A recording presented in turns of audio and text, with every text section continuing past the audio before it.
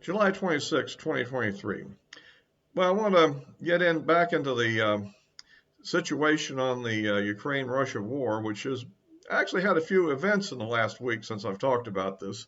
And of course, we've the seventh week has been completed in the Ukrainian offensive, and as far as that goes, we can get into kind of what's occurred.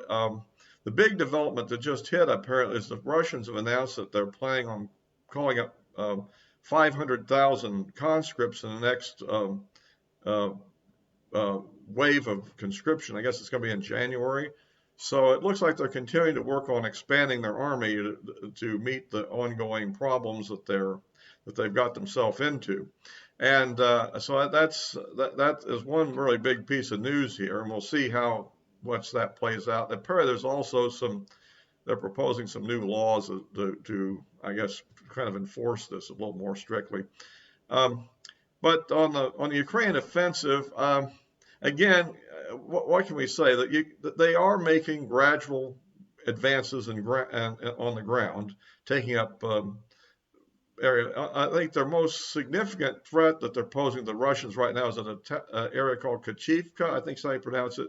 And there's another one slightly south there called Adivka. And along that little line there's a pretty serious, intense battle going on between elite Ukrainian troops of the Azov units and other units of that sort on one side, and on the other side, including Russian VDB paratroopers and the Chechen forces, as well as others. So it's a really hefty battle, and I guess the Ukrainians are making some advances. They're threatening to take this town, and if that falls, then I think that basically the lay of the land doesn't give them a really good defensive point till they fall back a little ways. So that's all part of the Ukrainian effort to retake Bakhmut, which has been a battle over quite a bit.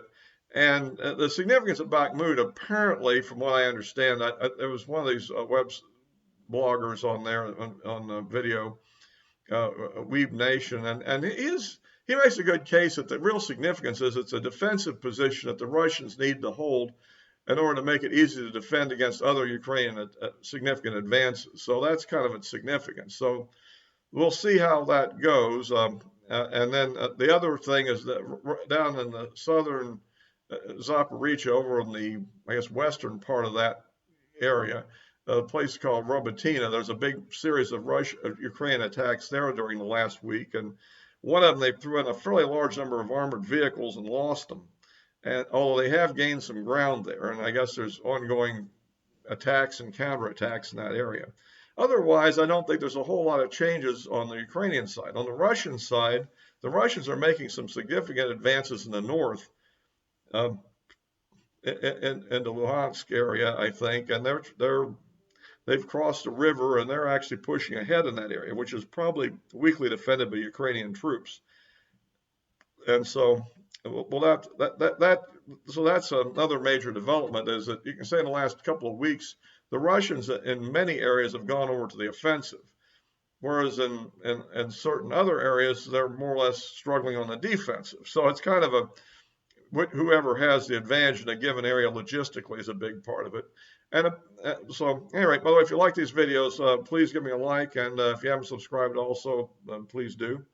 Anybody else that is interested, you could send them a link if you know anybody that'd be interested in them.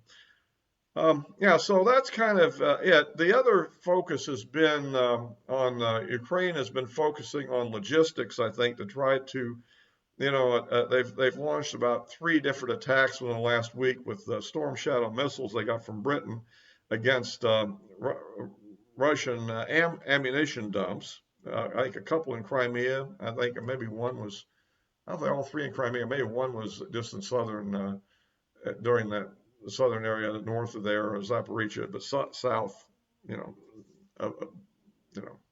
But anyhow. But and then the Russians, I think, have struck back and hit one of their ammo dumps. So I guess right now they need.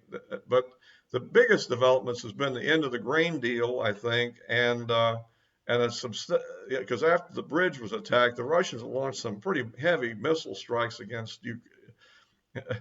Odessa, and trying to basically destroy the port facilities there to sort of make the whole issue kind of moot. And then there's another port that's in a river very close to Romania. Even though it's very close to Romania, they've been bombing it with missiles too. So they seem to be pretty confident that their missiles won't go off trajectory, I guess. So that's another, you know, aspect of this conflict. And I guess the Russians are trying to inspect ships that are going in there because essentially what happened on the grain deal is that while it was going forward for some time, it reached its termination time, and the Russians refused to renew it because they claimed that part of the deal wasn't honored by the other countries, that sanctions are still being used to prevent Russia from fully selling their grain, and that was part of the deal, supposedly, at least from the Russian perspective. And the other thing was they believe that the Ukrainians are getting arms shipments in on these ships that are going in, and then grain is coming out. And so that's a suspicion they have. And so, and they claim they caught one ship doing it, although I can't confirm or deny that's true or not. But it does give you the idea of kind of why this is happening. And it may also be an attempt to put some economic pressure on both Ukraine and the Western European countries, because then they would get flooded with underpriced Ukrainian uh, agricultural products, which will then suppress their farmers' profits and harm them economically. Because after all, this is a full-scale economic war between the West and Russia right now. You see, so that's a big part of the conflict. So anyhow, that's kind of our situation on that. It'll be interesting to see how the Russian offensive in the north really goes. It looks like they have a pretty heavy concentration of forces and armor in that area, and pending a major breakthrough on the Ukrainian attacks, particularly south of Bakhmut, which could have the effect of maybe forcing them to pull some of the reserves down there to deal with that situation if it were to occur, you see. If it doesn't occur, then they probably can then push ahead and take out a lot of those areas there that are across in that northern area. And there's also concentrations of forces that are going on with Wagner. Apparently has moved into Belarus, at least part of them, the ones that are still on. I guess what really happened there is there was three options. You could go with Wagner and go to Belarus. You could join the Russian military as under contract, or you could just go home. And I guess some of the prisoners that got their pardon for 6 months of service probably maybe keen on going home. After all, probably their main reason to do this was just to get out of prison, right? Of course, that may cause a little problem for Russia too. Huh? All these hardened combatants that somehow survived the ordeal of the Battle of Bakhmut, but are actually hardcore criminals being set free. That could cause them a little problem, huh? So yeah, that's something to think about. And anyhow, so but the thing that seems to be going on mainly is that the Wagner group in Belarus is engaged in training the Belarus army up to some better combat capability, and they're also moving in areas very close to the Polish border, and I think that was Lithuania, anyway, one of the Baltic states there. And meanwhile, Poland is moving a military unit up on the other side of the border. So there's kind of a standoff, but nobody's started shooting yet, and hopefully they won't, because we don't want this war to expand into a full-scale NATO war with Russia. That could have some horrible consequences for everybody if that happened. But so far, I think both sides are kind of posturing.